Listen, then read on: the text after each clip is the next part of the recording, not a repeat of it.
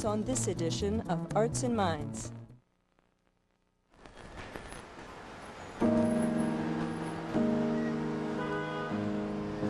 A woman walking her dog, in this case a Chinese crested named Dewey, is hardly an uncommon sight in New York. It's a safe bet, though, that very few canine New Yorkers are headed to a rendezvous like this one.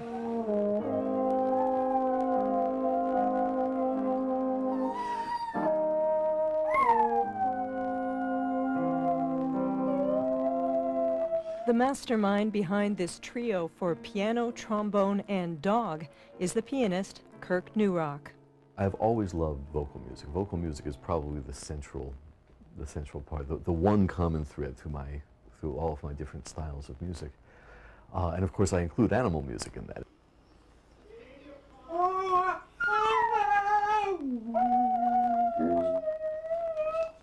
There's an unavoidable element of novelty in playing music with animals, but KIRK, who also works on lots of animal-free projects, is a serious Juilliard-trained musician, composer, arranger, conductor, and a teacher at Manhattan's New School University.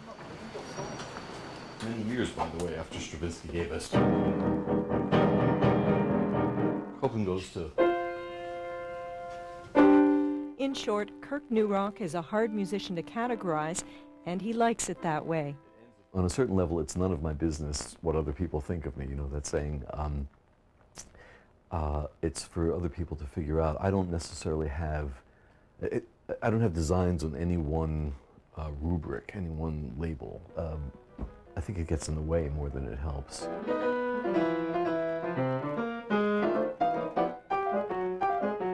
KIRK is one of the most eclectic, unclassifiable musicians I know. Jazz historian and educator Bill Kirchner. He has a breadth and depth of experience that few people I know can match. And it just encompasses everything from straight-ahead jazz to barking dogs to classical music to orchestrating Broadway shows to you name it.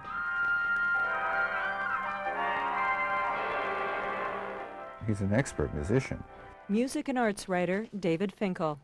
He plays piano beautifully. He's a wonderful jazz pianist with a real underpinning of classical training. Sometimes I like to take the old standards because they have the simplest chord changes. With a song that's based on triads, you can do such things as play it in two keys at once.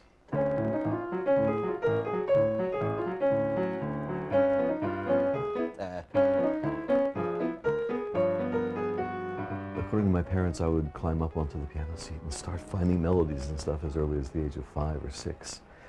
And I loved listening to the records. My dad had Tatum records and Meade Lux Lewis records and all these Teddy Wilson, the early stride folks. And I just started playing jazz.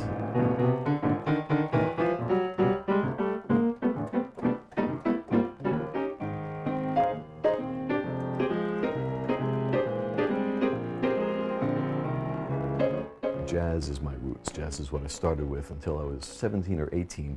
I barely played any classical music, hadn't heard the modern or earlier classicists. Jazz is like in all of my music, but yes, of course I work with animal sounds, and I've written quite a few pieces which seem utterly classical, including the one I'm working on currently with the Brooklyn Youth Chorus. And they are truly world-class. They're just one of the finest children's choruses.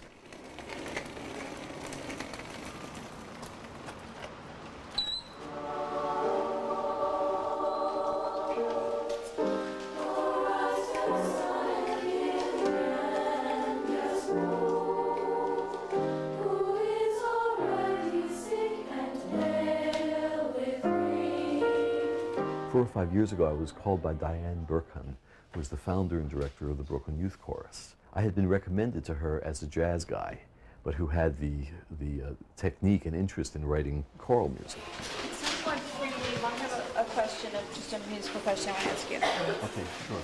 We've done more work with KIRK than any other composer, and one of the things, in fact, I was just remarking to him that's so incredible is how each piece that he's written for us is so totally different in style and feel. And that's very unusual from one composer. She's not interested in the animal sounds. Dianne, the conductor, she doesn't want anything weird. Weird doesn't speak to that audience. So I've been writing these very, I don't want to make it sound like I'm condescending to this audience, because I would never do that, ever, ever, ever. I'm writing the very best music and most challenging music I can, but within this style, which is kind of golden and entertaining. Even if he just wrote the music, you know, you'd be grateful to have the music. But the fact that he can come in and present it and have that kind of a relationship makes it all the more meaningful for the students. A little under that and tempo, just a tick slower.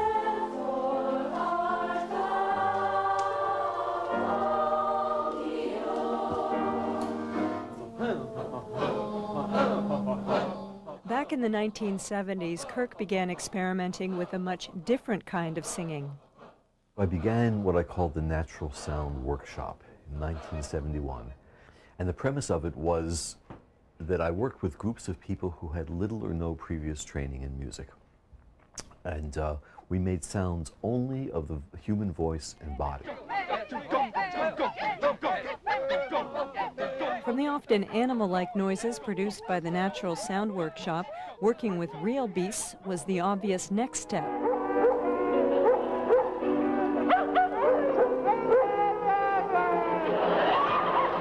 In 1983, Kirk unleashed his sonata for piano and dog at the Carnegie Recital Hall.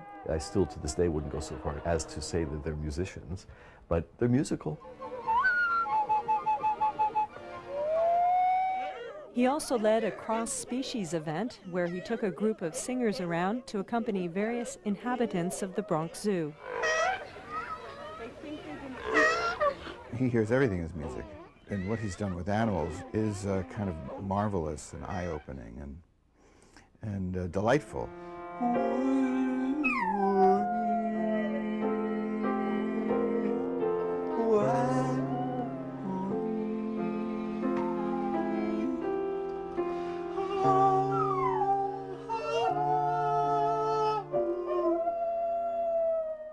Trombonist Art Barron.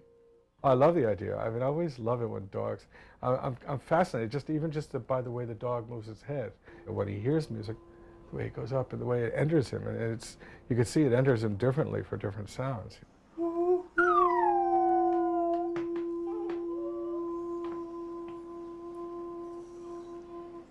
Kirk will anticipate. He will be watching for signs from responsiveness, I guess, from Dewey. That's great. Dewey's owner, MARILYN BRISKIN. And he plays him without laying a hand on him, without any verbal cues, without any visible body language. He cues him. In some way, they just connect. They know, and they make music. Just the very idea of using animals as part of your music. I mean, he uses it creatively, but also there's a certain sense of humor about it. I mean, he takes the product seriously, but he doesn't take himself too seriously. You get older, any of us, it's part of the human condition. You can start to get set in your ways and repeat your old habits, and I resist that with every bone in my body. I'm always trying to find a new creative place, something new to do.